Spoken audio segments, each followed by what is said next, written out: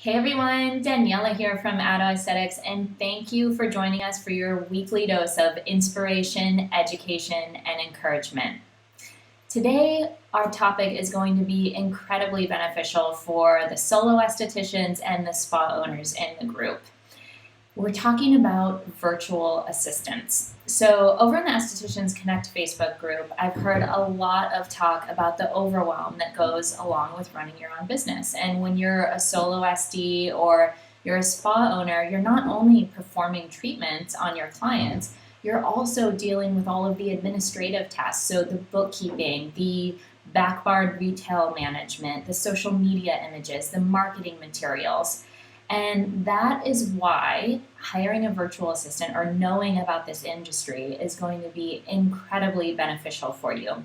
So, I have the very lovely Nicole Jackson joining us today to chat all about what virtual assistants are and how they can help you in your business. So, Nicole, thank you so much for being here. Thank you for having me. I'm so excited. This is one of my favorite topics, as you can imagine. Oh, good. So, Nicole, I know that you are a project manager and you worked in TV for 10 years or so in New York City before starting your own business, The Project Designer, which I love that name. I think it's so cute. So, before we get into kind of how virtual assistants can benefit estheticians, can you give a little bit of background about yourself and what your business does? Sure. So, yeah, like you said, I spent about 8 to 10 years in television and film, managing projects and also managing teams and contract negotiations. And so there's like a little bit of a lot of different things going on. But throughout the years, I really became interested in owning my own business. I dabbled in kind of the health field for a little while and finally realized that I just had project management in my blood, and I was helping other entrepreneurs with their launch plans and helping them in their businesses. And so I kind of knew that that's where my heart was. So over the past about a year and a half, I've been managing projects and teams for small business owners that are primarily launching online programs like e-courses and masterminds and group programs. My company is growing. We're bringing on team members so that we can better serve our clients. And we also help small business owners with hiring their first team members, maybe team members temporarily for their online program launch. But it's really important to be supported as business owners as you grow. Absolutely. Yeah. And I always say that estheticians, even if they're not a solo esthetician or a spa owner, they need to look at themselves like entrepreneurs because they essentially are, marketing themselves constantly to gain and retain clients. So it's this whole other world that they have to think differently than just a job that they're going into. Sure, there's so many different aspects to manage. And, at the end of the day, you're really responsible for your business. And so it is very much in line with being an entrepreneur. And yeah. So let's talk about VAs. And can you talk a little bit about what they do, what they are, and what kind of tasks they could perform to help an esthetician or a spa owner? Sure. Yeah. So VA, which you had mentioned, stands for virtual assistant, is an assistant that's virtual. So virtual meaning that they don't need to actually be there with you in person. And the online world has really allowed us to be connected with a variety of professionals that we're able to outsource to, which is super exciting because we used to be limited to the talents and the people that were physically around us, and now we're able to not only tap into them, but also to tap into this much larger space, which gives us more options. So virtual assistants, their roles and responsibilities will really vary depending on their area of expertise. But they can help with definitely administrative tasks, so scheduling, bookkeeping, accounting. They can help with marketing, like social media management, creating Facebook graphics if you have, a Facebook group or a Facebook page, web design, development, and also systems. So online systems, if you use an online scheduling tool, they can help to manage that and also, organize documents and really kind of keep your business organized on the back end. And depending on how your business is set up, they can also help with vendor management and ordering, things that can be done over the phone. It's another area where they can jump into. So all of that sounds wonderful, but it also sounds expensive, right? So, and cost is obviously something that's very, estheticians are very aware of it. The average esthetician in the United States makes $30,000 a year. There are several that make more than that, and spa owners typically make more than that as well. But still, cost is something that's very important in anyone's business. So, what is the what can someone expect as kind of a price range? Are these people paid hourly? Do they have kind of a set limit? Can you hire someone for 1 hour a month, or how does that whole process work? Yeah, so I definitely recommend starting small. Making a list of everything that you would do in your business and the things that labeling the things that you actually have to be responsible for. So performing treatments, that's your responsibility. Creating content. If you do have an online presence, you're the expert. So you'll be probably responsible for most of that content creation. But then there's other things that you just don't need to be doing in your business that you probably are doing. So what I like to do is kind of create this list and then label it. So, the A's are things that only you can do. The B's are things that you can do, but you don't really need to be doing. And the C's would be things that you just either don't know how to do or shouldn't be doing at all. And so you want to prioritize those first and then slowly move up. But it makes it a little bit more manageable, because when you look at everything that you shouldn't be doing in your business, that can add up to a lot of hours. And you don't necessarily need to just outsource everything right away, but to take it in small chunks. And so to answer your question, typically VAs come on as hourly. So, and I like to do it that way just because, especially if this is the first time you're hiring a VA, it really allows you to test the waters to see if this is a good fit, to see, how many hours it might take someone to do the tasks that you're looking at, and to make sure that you actually like them, that you have a good working relationship. And then communicate. Yeah, exactly. And then as you continue on, if you find, okay, every month they're working 5 hours pretty consistently, maybe I want to bump it up to 10 hours, then they may be able to create a package for you where you pay for a group of hours up front. And usually when you do that, you get some sort of a rate reduction, because you're committing to a number of hours up front. And as far as the rate goes, so again, it totally depends on the tasks. It depends on the experience of the person and also their location. But I usually see VAs ranging anywhere from $15 to $18 per hour all the way up to $35 to $40 per hour. And that's not to scare you into saying, you have to hire someone at $35 to $40 an hour. But again, it just depends on the task that they're doing.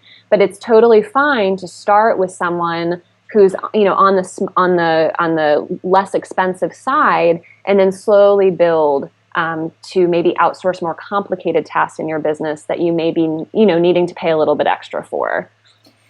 And so if someone gets to the point that they're like, okay, I'm ready to kind of test the waters and try this out and bring someone on, even if it's just for 5 hours a month, where do they even start to look for somebody? This is a lot of people probably have not even heard the term virtual assistant or VA, and let alone know how to go about the hiring process. Yeah. So where do they look?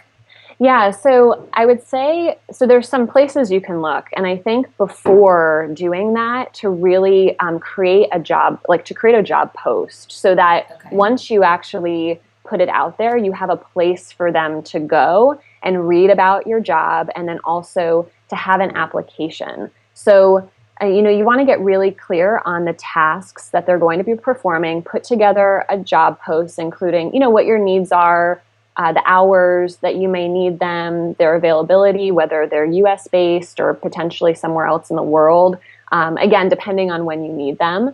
And this all can be done, actually, I wanted to make a recommendation, through Google Forms. If you have Gmail, it's just an app that's already part of your account. And if you don't, you can just Google Forms and it'll come up as an app that you can create. But you can basically in the beginning just post whatever your requirements are, and then towards the end you can start to create questions with different fields. And so if you don't mind, I'd love to just talk a little bit about some Sure. questions to ask too, because kind of the traditional way of of hiring is to get a resume, and I think resumes are great in some situations, but I also think it's a lot of work for the business owner to be going through Right. resumes, because you have to figure out what's applicable to your business and what's not, and that it's not as specific. So if you can create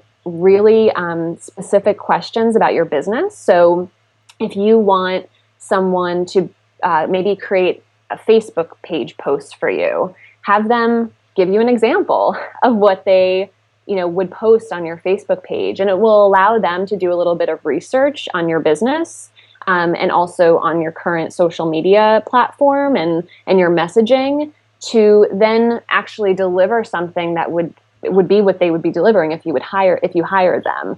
You could also do things like client communication. So an example of an email that they might write to one of your clients. And so it's really just a great way to get a little bit more specific, and then it's not as overwhelming. That makes a lot of sense. I know when I was working as a director at the spas, we would have just like stacks of resumes that you would go through, and it was so hard to like figure out, is this person good or is this person not, and yeah, so that makes a lot of sense to have an actual sample of their work.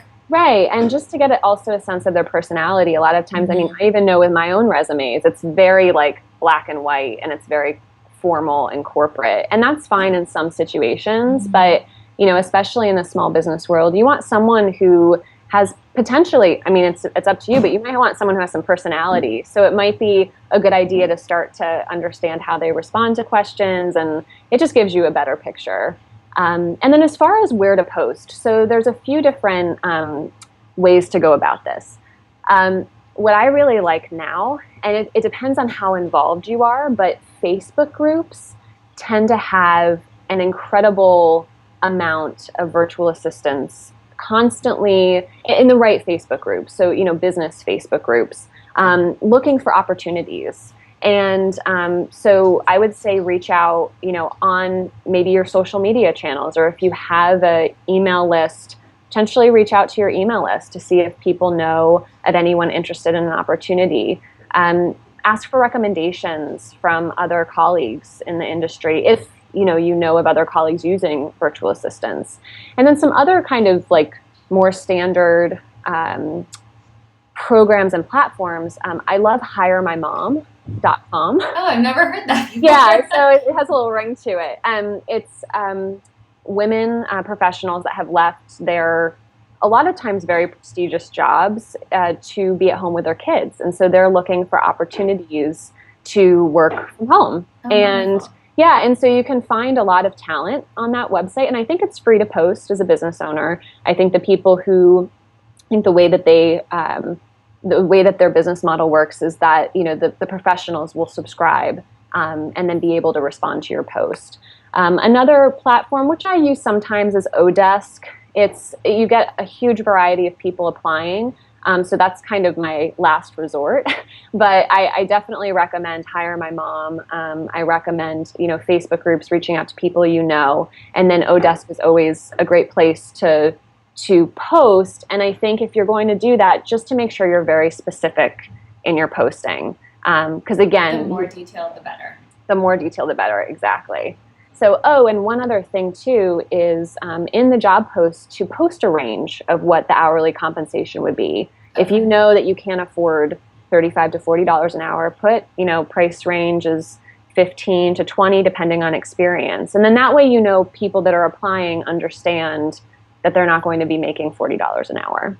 That's great advice. Great Yeah. advice. Well, I will be sure. Thank you so much for all of this information. I think that this is really going to open the eyes for a lot of the spa owners and estheticians in the group that just need that extra bit of help. And to the estheticians and spa owners in the group that are thinking about this, change your thought process in the way. Open your mind to think that if you had someone doing these administrative tasks for you, if you organized your business in a way, even if it's just a couple of hours a month, 2 to 3 hours, even 4 to 5 hours, if you can spend that time doing facials or marketing your business rather than focusing on the administrative side of things, you're more than paying for that individual who is doing the administrative part, and you get to do more of what you love.